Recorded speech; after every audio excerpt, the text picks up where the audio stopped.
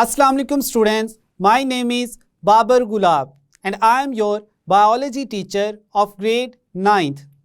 Today we will discuss cardiovascular disorders and we will explain two cardiovascular disorders named as atherosclerosis and arteriosclerosis. To understand these cardiovascular disorders and their mechanism, let's move towards the whiteboard.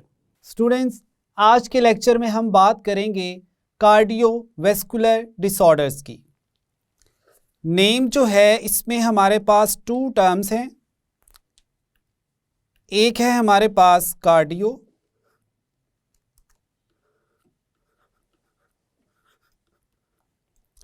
Cardio means related to heart.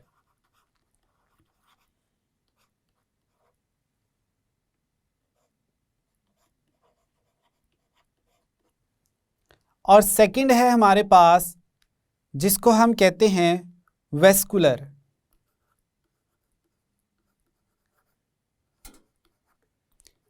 Vascular means related to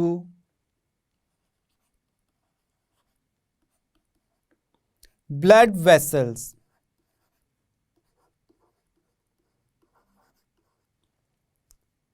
तो इसमें हमें अंदाज़ा होता है यहाँ पर कि cardiovascular disorders कौन से हैं.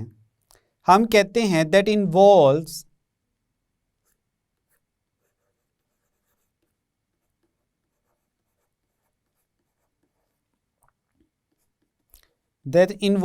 the heart or blood vessels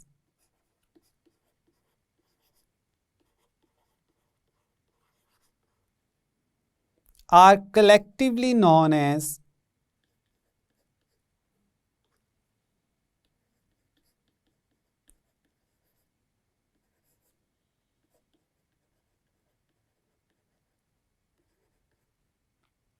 cardiovascular disorders.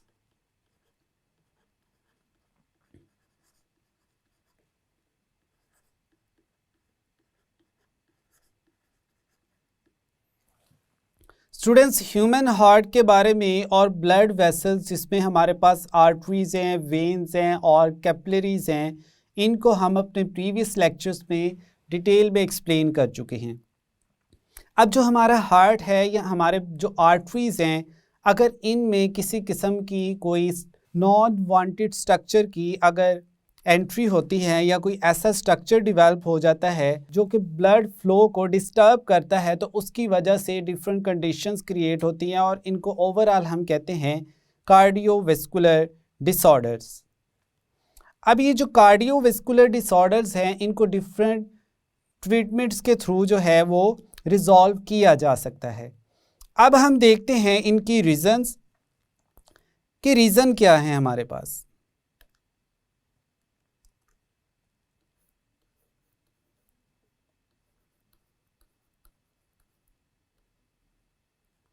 Reasons में हम कहते हैं कि सबसे पहले है हमारे पास डायबिटीज़. डायबिटीज़ एक ऐसी कंडीशन है जिसमें ह्यूमन के ब्लड में जो ग्लूकोज लेवल है उसको नॉर्मल नहीं रखा जाता. यानी इसकी डिफरेंट कंडीशंस हैं. लाइक जो पेंक्रियास है, एक ऑर्गन है, वो इंसुलिन रिलीज़ करता है. तो या तो पेंक्रियास इंसुलिन रिलीज़ नहीं करता या जो शुगर की कंसंट्रेशन होती है वो इंसुलिन के अगेंस्ट कोई रिस्पॉन्स शो नहीं करती. तो डायबिटीज़ में हम कहते हैं डायबिटीज़ जो है हाई शुगर लेवल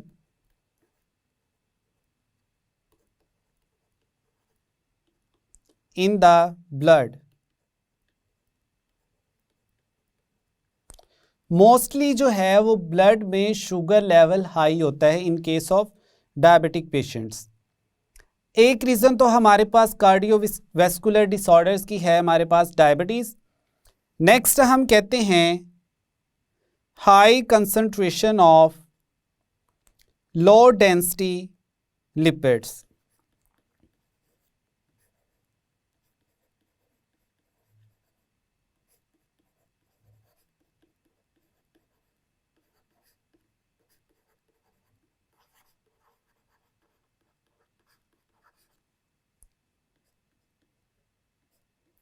अब ये जो लो डेंसिटी लिपिड्स हैं इनमें हमारे पास एग्जाम्पल है कोलेस्ट्रॉल की।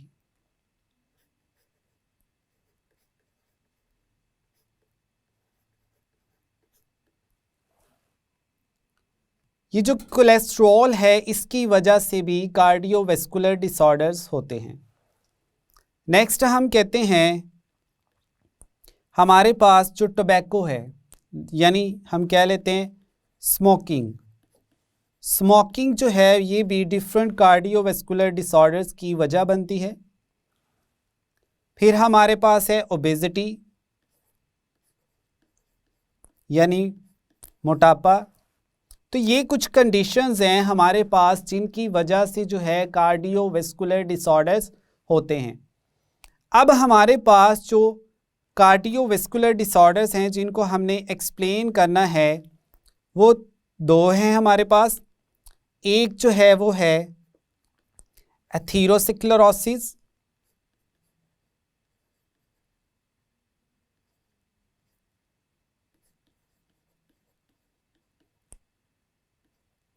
और सेकंड जो है वो हमारे पास है आर्टीरियोस्क्लेरोसिस।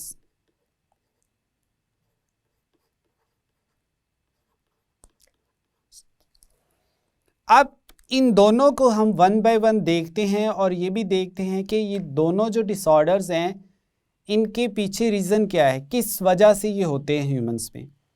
तो स्टार्ट करते हैं स्टूडेंट हम फर्स्ट डिसऑर्डर से जिसको हम कह रहे हैं एथेरोस्क्लेरोसिस।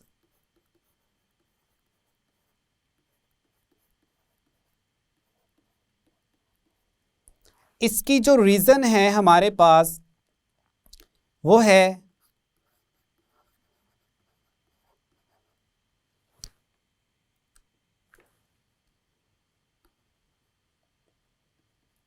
हाई कोलेस्ट्रॉल लेवल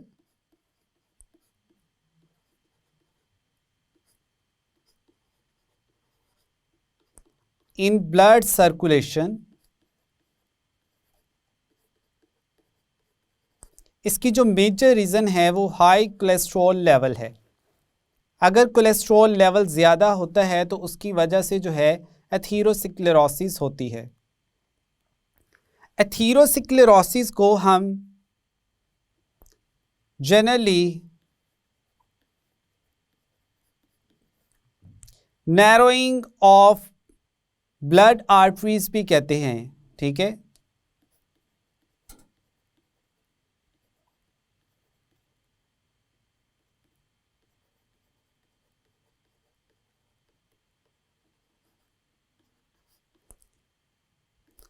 हम इसको ब्लड वेसल ही कह लेते हैं।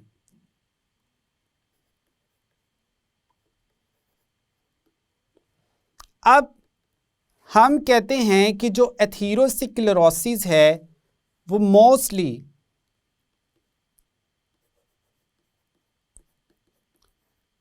आर्टरीज से रिलेटेड है।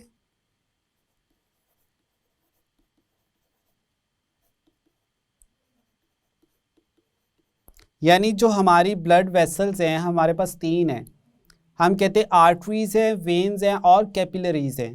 तो ये जो आर्टरीज हैं उसमें हाई कोलेस्ट्रॉल लेवल की वजह से मोस्टली जो है वो एथेरोस्क्लेरोसिस होती है। अब हम देखते हैं इसका मैकेनिज्म।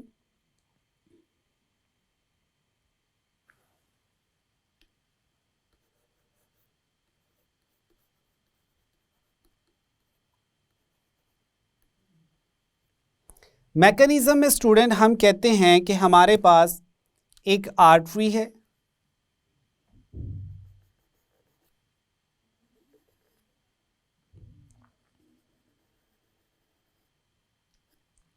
ये हमारे पास एक नॉर्मल आर्टरी है जिसमें डिफरेंट जो ब्लड सेल्स हैं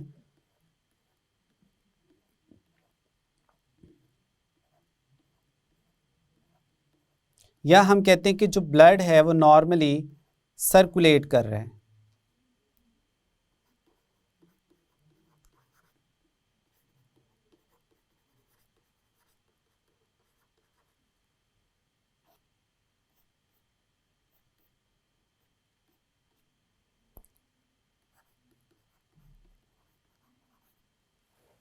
ये तो हमारे पास है नॉर्मल सिचुएशन, या हम कहते हैं नॉर्मल कंडीशन में ब्लड जो है वो प्रॉपरली सर्कुलेट कर रहा है आर्टरी में। नेक्स्ट हम देखते हैं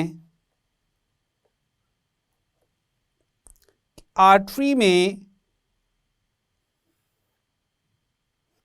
कोलेस्ट्रॉल का जो लेवल है वो इंक्रीज कर जाता है, हम कहते हैं हाई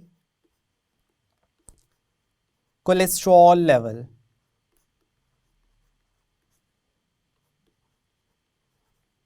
अब इसमें जो कोलेस्ट्रॉल का लेवल है वो जैसे ही हाई होगा, लेट्स सपोज ये हमारे पास कोलेस्ट्रॉल के मॉलिक्यूल्स हैं,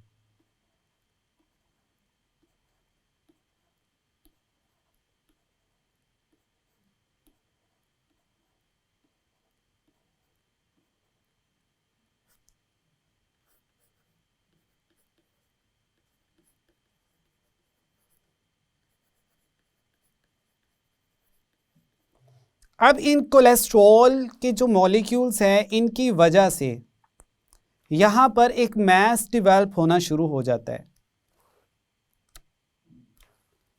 नेक्स्ट क्या होगा,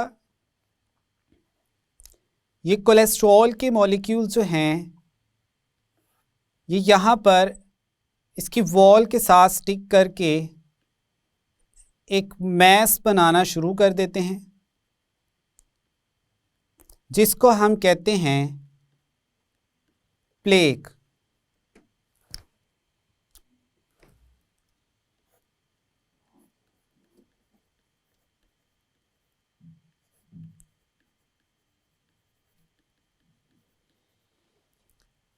अब जैसे ही ये प्लेक बनना शुरू होता है तो जो ब्लड की सर्कुलेशन है वो प्रॉपरली नहीं होती, यानी जो आर्टरी है वो क्या हो जाती है, नैरो हो जाती है। अब ब्लड जो है वो प्रॉपरली इसमें से फ्लो नहीं करेगा। साथ ही साथ ये जो प्लेक है हमारे पास,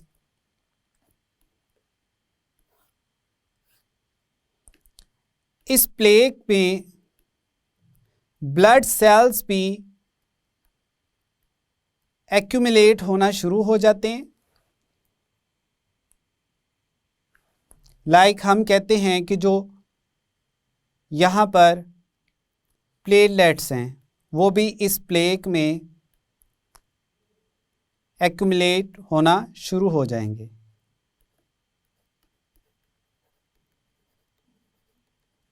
साथ ही साथ इसमें जो है कुछ आरबीसीज भी जो हैं वो भी स्टिक कर जाएंगे इसके साथ।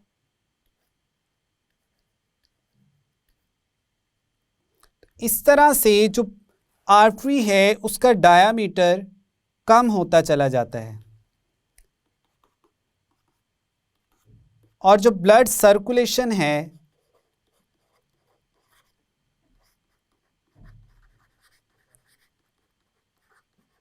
वो क्या हो जाती है, डिक्रीज, यानी कम हो जाती है।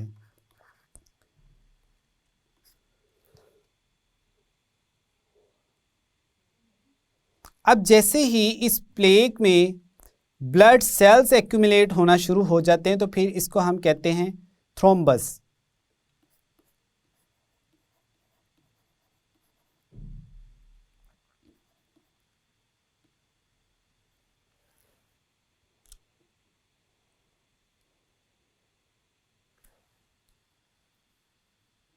थ्रोम्बस में हमारे पास है कौन कौन से फैक्टर्स, हम कहते हैं इसमें कोलेस्ट्रॉल है, इसमें ब्लड सेल्स हैं।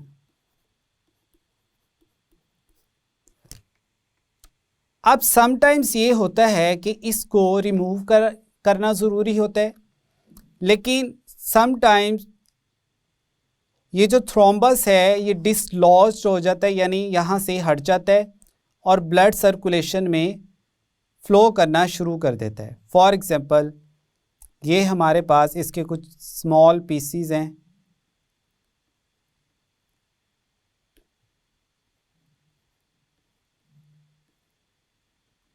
हम इसको फिर कहेंगे इम्बोलस। यानी ये अपनी नॉर्मल पोजीशन जो थी जहाँ पे ये कोलेस्ट्रॉल के मॉलिक्यूल्स की वजह से स्टिक किया हुआ था, वहाँ से ये डिसलॉज्ड हो गया, हट गया वहाँ से, और अब ये ब्लड में सर्कुलेट करना शुरू कर देता है।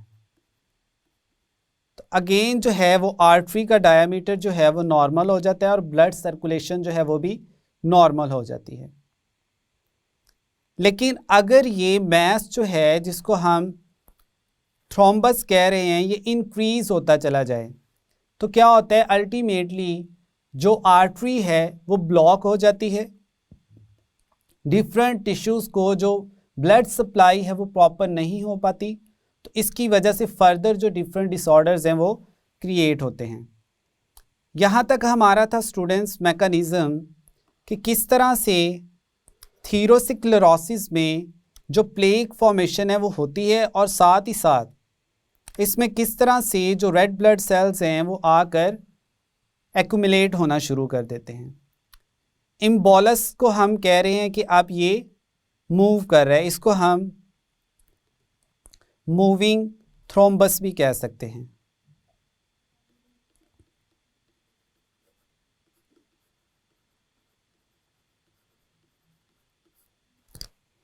अब नेक्स्ट टर्म है हमारे पास arteriosclerosis.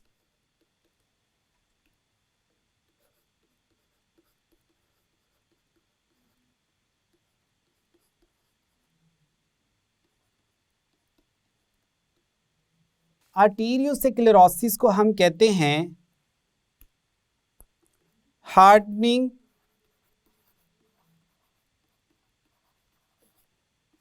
Of the walls of arteries. यानी जो आर्टरीज की वॉल हैं वो क्या हो गई है, हार्ड हो गई हैं। अब इसकी रीज़न क्या है, इसकी रीज़न है हमारे पास कैल्शियम डेपोजिशन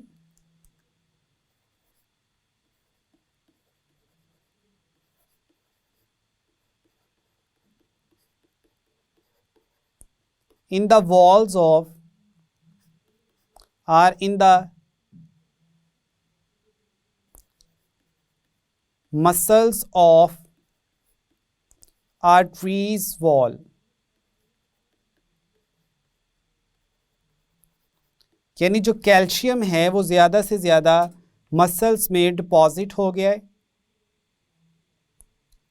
अब इस सिचुएशन को हम क्या कह रहे हैं, आर्टीरियोस्क्लेरोसिस। तो ये स्टूडेंट हमारे पास दो डिफरेंट टर्म्स थी जिनको हमने एक्सप्लेन किया।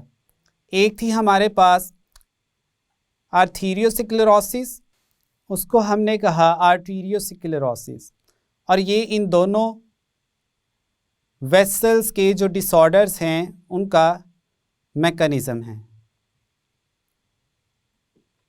इसके साथ ही आज का जो हमारा लेक्चर था कार्डियोवैस्कुलर डिसऑर्डर्स का वो यहाँ पर कंप्लीट हुआ।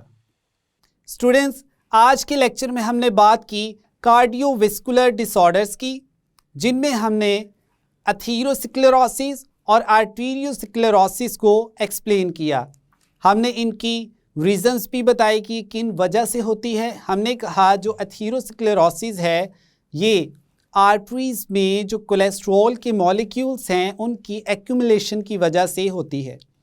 जब कोलेस्ट्रॉल के मॉलिक्यूल्स एक्यूमुलेट कर जाते हैं, स्टिक कर जाते हैं आर्टरीज की वॉल के साथ, तो ये एक स्ट्रक्चर बनाते जिसको हमने कहा प्लेक। तो प्लेक में जो है फर्दर ब्लड सेल्स भी आके ऐड हो जाते हैं। फिर हमने कहा इस प्लेक को अब हम कहेंगे थ्रोम्बस। समटाइम्स ये जो थ्रोम्बस है ये डिसलॉज्ड हो जाता है, यानी अपनी इनिशियल पोजीशन छोड़ देता है और ये ब्लड सर्कुलेशन में आ जाता है, तो फिर हम इसको कहते हैं इम्बोलस। तो यहाँ तक था स्टूडेंट हमारा लेक्चर जिसमें हमने एथेरोस्क्लेरोसिस और आर्टीरियोस्क्लेरोसिस को एक्सप्लेन किया। I hope now you have a clear idea about the cardiovascular disorders and atherosclerosis and arteriosclerosis. मिलते हैं नेक्स्ट लेक्चर में। अल्लाह हाफिज़।